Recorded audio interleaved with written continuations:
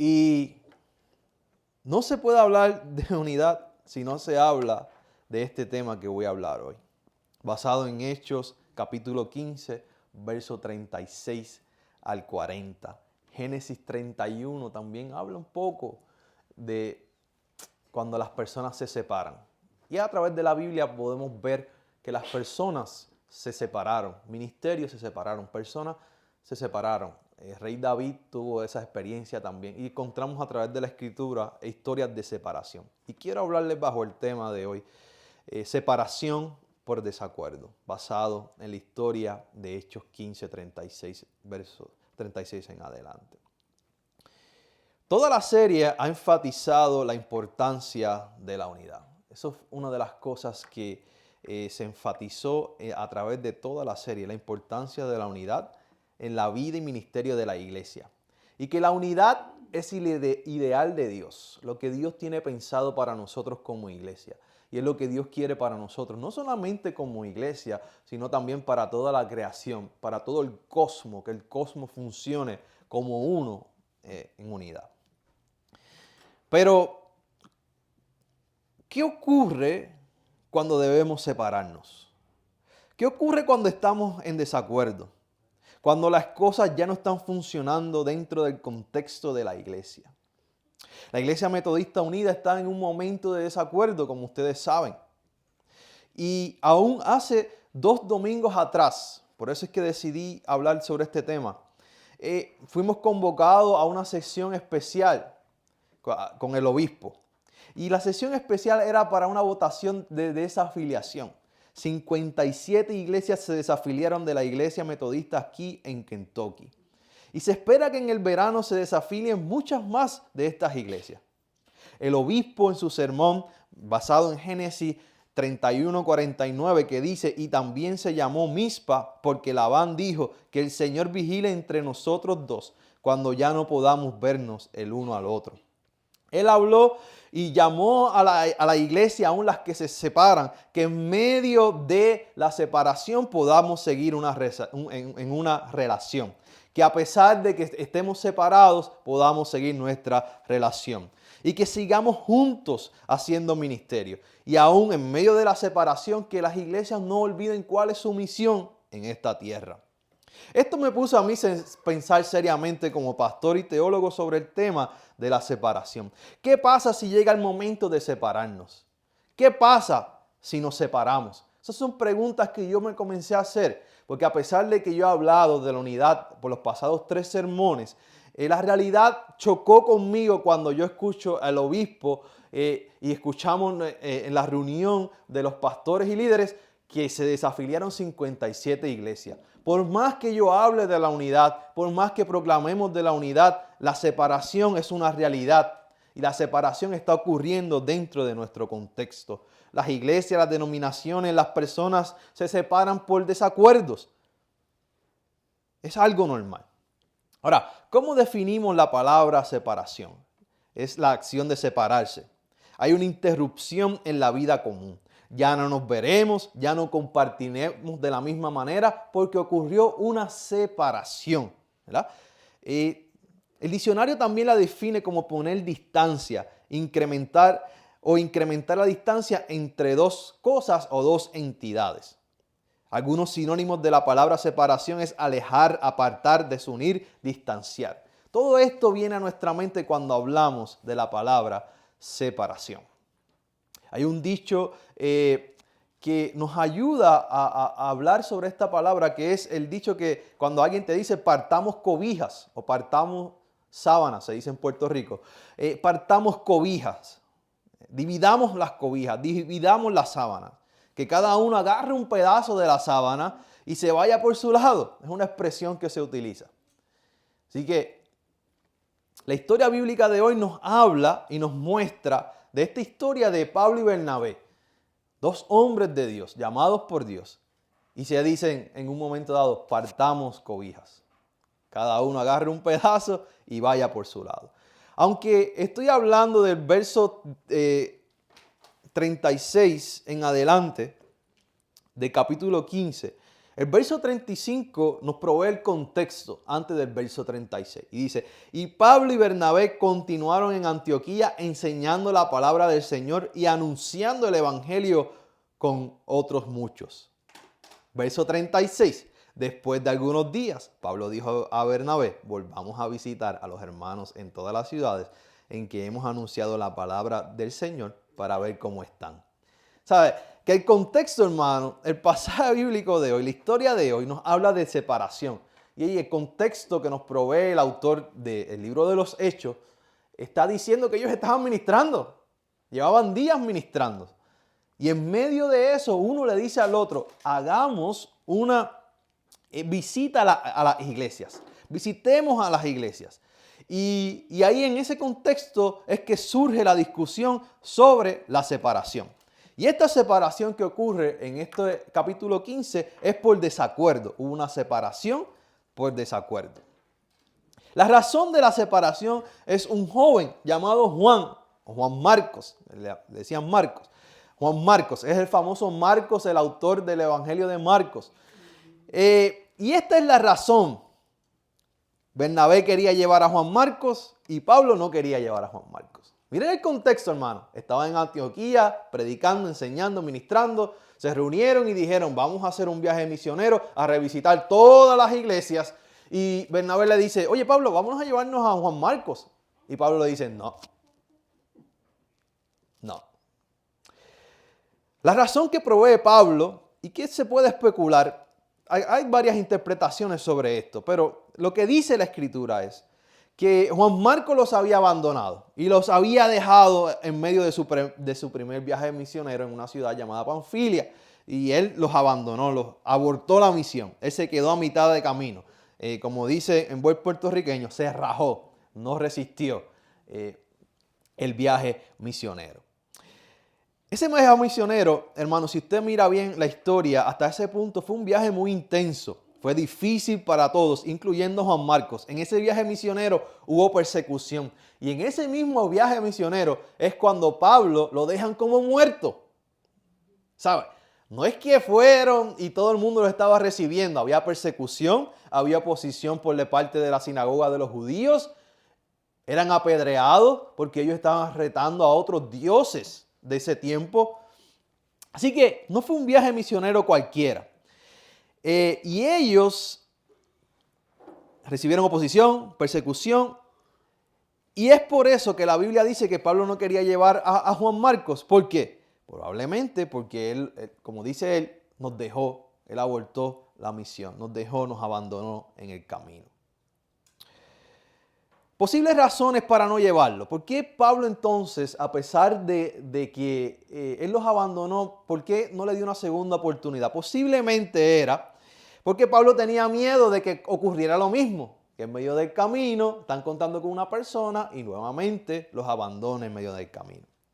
O posiblemente lo estaba protegiendo y decía, si este muchacho joven tiene miedo, no está seguro de él, yo sé que lo que me espera en el camino es persecución, oposición. Lo que vamos a hacer con este muchacho es frustrarlo. Lo que vamos a hacer con este muchacho es maltratarlo porque él está luchando con sus miedos y con sus temores. No sabemos, estos son posibles teorías. Así que no se sabe con detalle. Todo lo que yo he hecho es especulativo. Pero Pablo, ya sea la razón por la que él no quería que fuera, Pablo quería que él no fuera con ellos. Hubo un choque entonces entre estos dos líderes, Pablo y Bernabé por un lado, grandes líderes de la iglesia primitiva. Bernabé, el hijo de la consolación, lo quería llevar. Ambos siervos amaban a Dios, amaban a la obra de Dios y pero tuvieron un gran desacuerdo. Simplemente por esto, ¿verdad? Según lo que dice el texto bíblico. Y este desacuerdo los lleva a una separación. Esto no fue fácil. Esta separación no podemos interpretar que fue fácil. Estos hombres llevaban al menos algunos 10 años ministrando juntos. Imagínense, hermano, juntos, por las calles, sufriendo persecución, hablando la palabra de Dios. No era fácil, eran compañeros de milicia, compañeros en medio de la persecución y la oposición. Habían pasado buenas y malas experiencias juntos como siervos de Dios. pero llegó el tiempo de una separación por un desacuerdo. No fue fácil. Bernabé, nosotros conocemos mucho acerca del apóstol Pablo y de las cosas que hizo y de lo que escribió. Pero también Bernabé, que es conocido como el hijo de la consolación, era un líder importante en la iglesia primitiva. Hechos 11:24 dice que era un varón bueno y lleno del Espíritu Santo y de fe. Bernabé era un buen hombre y era un instrumento de Dios, era utilizado por Dios, al punto de que en el tiempo difícil, cuando los apóstoles, los primeros apóstoles, no querían aceptar a Pablo en su ministerio, no querían aceptar a Pablo como un apóstol, Bernabé fue quien lo ayudó a Pablo. Hechos 9:27, entonces Bernabé tomándole, lo trajo a los apóstoles y les contó cómo Saulo había visto en el camino al Señor, el cual le había hablado, y cómo en Damasco había hablado valerosamente en nombre de Jesús. Así que Bernabé toma a Pablo bajo su ala. Así que su relación era una relación de que en esos primeros pasos de Pablo dentro del cristianismo, Bernabé estuvo ahí con él para consolarle, para estar con él. En esta ocasión, mientras los apóstoles querían desechar a Pablo o a Saulo, Bernabé dijo no, vamos a recibirlo. En esta ocasión, aparentemente Pablo, pues cualquiera que sea su razón, también quería desechar a Juan Marcos. Y Bernabé, como hijo de consolación, dijo no, este muchacho yo me voy a encargar de él, yo me voy a ir con él. Y al parecer, esta acción de Bernabé tuvo una buena repercusión, porque en 2 Timoteo 4:11 podemos deducir que Pablo dice, solo Lucas está conmigo, toma a Marcos y tráele contigo. Ese es Juan Marcos, que en ese momento, en ese segundo viaje misionero, Pablo lo quería dejarlo fuera. Ahora, en 2 Timoteo, ya Pablo en el último tiempo de su vida, dice, toma a Marcos y tráele contigo porque me es útil para el ministerio. Eso se hace posible gracias a Bernabé, que no dejó a Juan Marcos, en medio del camino. Por otro lado, Pablo agarra a otro hombre que se llama Silas. Y se hacen también grandes hombres en el ministerio. Es verdad que de aquí en adelante la historia es acerca de Pablo. Ya Bernabé no desaparece del libro de Hechos, pero no quiere decir que Bernabé no siguió haciendo la voluntad de Dios. Aquí Pablo agarra a Silas y rápidamente vemos en Hechos 15 que lo primero que aconteció fue los azotaron en Filipo. Ambos hombres de fe, cantando en medio de la prisión allá en Filipo, adorando a Dios y habían sido azotados por el ministerio. Así que cuando ellos parten cobijas, cuando ellos se separan por un desacuerdo, Pablo toma a Silas y se van a una región y Bernabé toma a Juan Marcos y viajan y navegan hacia Chipre. Hermanos, hombres de Dios,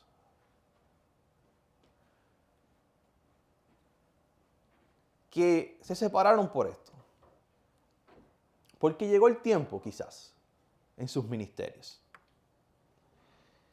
Pensemos entonces esto, ¿qué nosotros podemos aprender a la luz de nuestro contexto que estamos viviendo hoy como iglesia? ¿Qué cosas podemos aprender a la luz de esta historia? Yo creo que hay varios puntos que yo quiero traer. Lo primero es que tú tienes un rol. Tú tienes un rol en todo esto. En el desacuerdo que había entre Pablo y Bernabé, cada uno tenía un rol. En el desacuerdo que hoy nosotros enfrentamos como iglesia, tú tienes un rol.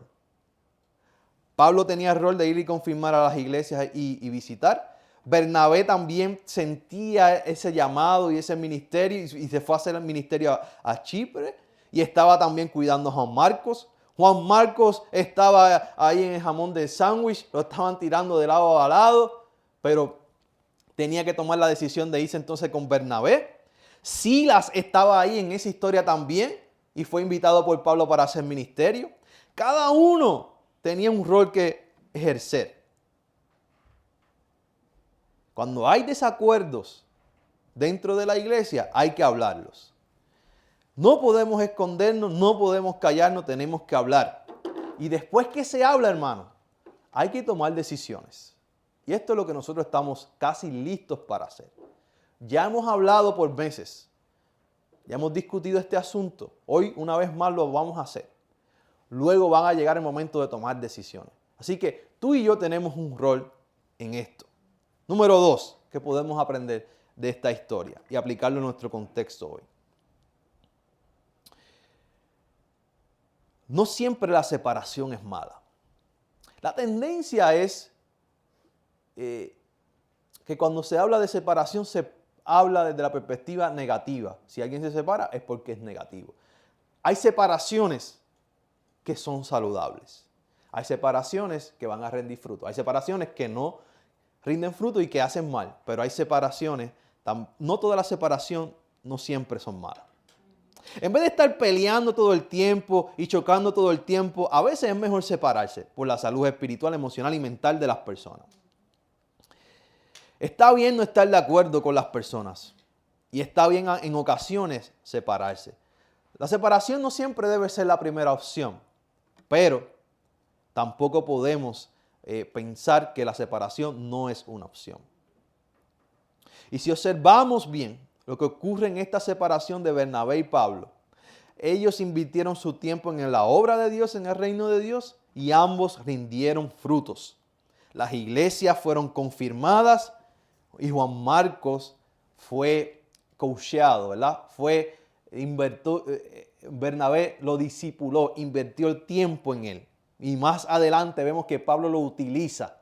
Así que la separación, ambos grupos, las dos personas, fueron 4, ¿verdad? 2 para un lado y 2 para otro, rindieron sus frutos. Aunque sea difícil de entender esta historia, ¿verdad? Hay veces, hermano, que uno se separa por X o Y cosas en el ministerio. Y esta historia nos puede ayudar a procesar nuestros pensamientos un poco. Número 3, separación no te descalifica del ministerio. Eso es importante. Ambos, Pablo y Bernabé, continuaron siendo utilizados por Dios. Se van a hacer sus ministerios, se fueron a hacer sus ministerios en diferentes regiones. Hubo un desacuerdo, pero ese desacuerdo y esa separación no los descalificó de ser siervos de Dios. Pablo toma en su ala a Sila y se va hacia Asia Menor. Bernabé mentorea a Juan Marcos y se van en un barco a Chipre. Así que, porque un grupo se separe no significa que está descalificado para hacer ministerio. O porque un grupo se quede no significa que está descalificado para hacer ministerio. En este tiempo, tratemos de no demonizar a la otra parte, a la parte que es diferente a nosotros. Pablo no dijo a Bernabé, tú estás lleno de demonios, ni Bernabé le dijo a Pablo, no, tú tienes más demonios que yo. Eso no aparece ahí en la Escritura. No aparece, no está ahí. No fueron demonizados. Al contrario, vemos el fruto de los trabajos de ambos en el ministerio. Y número 4, la misión continua. Yo creo que esto es importante y algo que el obispo ha enfatizado desde que empezó esta discusión muchos años, cuando yo comencé a pastorear aquí con ustedes. Ya esa discusión estaba. El obispo nos decía una y otra vez, no perdamos de nuestra mirada cuál es nuestra misión de hacer discípulos a las naciones. Tenemos que seguir trabajando por la misión de Dios. La misión continúa, hermano. Vemos que la misión de la iglesia es testificar de Jesucristo en palabra, obra y acción. La misión de la iglesia es hacer discípulos a todas las naciones y esto debe seguir. La misión de la iglesia es proclamar, evangelizar, plantar iglesias y buscar la transformación social. Las personas necesitan de Dios, las culturas necesitan de Dios, las sociedades necesitan de Dios, necesitan escuchar las buenas nuevas de salvación y no nuestras peleas internas. No perdamos de vista cuál es nuestra misión como iglesia. No perdamos nuestra vista para qué Dios nos ha llamado como iglesia. No importa si te llama UMC o otro nombre que tú quieras ponerle, Monte de Sion, MDS, lo puedes decir en inglés, en español, en francés, en el idioma que tú quieras. Como iglesia tenemos una misión y no la podemos perder de perspectiva. Aunque te cambies el nombre y el apellido, o aunque te quedes con el mismo nombre y apellido como iglesia. Y no podemos permitir que nuestras peleas internas y nuestros asuntos internos nos desenfoquen de nuestra misión. Y que todos nuestros resources, todos nuestros recursos, nuestra energía, nuestro dinero la pongamos solamente en esa discusión. Cuando nuestra misión es mucho más grande que esa discusión. Hermanos, tenemos que pensar más allá. No podemos jugar el jueguito del diablo. Mientras nos peleamos, hay personas que necesitan de Dios. Mientras invertimos nuestras fuerzas hacia adentro, hay personas que necesitan de Dios. Así que, hermanos, Pablo y Bernabé nos dijeron, vamos a estar aquí discutiendo este asunto hasta que lo resolvamos, o vamos a estar aquí discutiendo por años hasta que resolvamos esto. No. Pablo dijo, hay unas iglesias que necesitan ser confirmadas. Tú vete por un lado que yo me voy por otro. Y los dos se fueron a hacer el ministerio. Una clase de plantación de iglesia que yo tomé a nivel doctoral. Una de las cosas que se quedó conmigo, algo bien sencillo. El profesor decía, es importante plantar iglesias, es importante hablar sobre plantación de iglesias, es importante hacer ministerios dentro de la iglesia que se enfoquen hacia afuera. Porque cuando plantamos iglesia, cuando nos enfocamos hacia afuera, él dice, la presión que hay dentro de la iglesia es liberada hacia afuera. Porque ya la gente no se está mirando a ellos mismos o a ellas mismas. Ahora la gente está mirando hacia afuera, hacia nuevas personas. Y él usó la imagen de que cuando es como una olla de presión. La iglesia es como una olla de presión. Y necesita una pequeña válvula para liberar toda esa presión. Entonces, cuando la iglesia comienza a mirar más allá de sus problemas internos, esa presión es liberada. Y la energía se pone en el lugar correcto, que es afuera. Hacer nuevos discípulos, plantar iglesias y entre otras cosas. Así que, hermanos, esta realidad todavía está ahí. Estamos en este proceso, estamos pasando por este proceso. No es el final. La iglesia sigue, la misión sigue. No es el final. No se está acabando el mundo. Seguimos como iglesia. Y nuestra responsabilidad como iglesia sigue, hermano. Y quiero concluir en esta mañana. La unidad se refiere a la armonía con otras personas. Significa que todos estamos trabajando por el bien común hacia una meta común. Cuando alguien falla, todos fallamos, y cuando alguien gana, todos ganamos.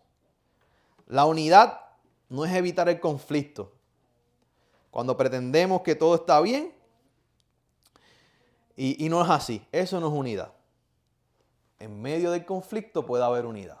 En medio de la discusión puede haber unidad. En medio del desacuerdo puede haber unidad. Y ese ha sido mi llamado en esta serie. No es que todos pensemos iguales, porque para eso están los robots. Para pensar igual. Los programas y todos piensan iguales. Los seres humanos no es para que todos pensemos iguales, pero sí nuestro llamado es que en medio de nuestras diferencias permanezcamos unidos con una misma visión hacia nuestro Señor Jesucristo. Si la unidad no es posible, hermano, ya sea por desacuerdo y ocurre una separación, hagámoslo cristianamente y en armonía. Y no se puede olvidar cuál es la misión de la iglesia, para qué existe la iglesia. Queridos hermanos y hermanas, la misión continúa. No permitamos que nada nos desvíe de nuestra misión que tenemos como iglesia. Es mi oración que como iglesia procuremos la unidad y que nos mantengamos unidos. Es mi oración que todos los ministerios prosperen.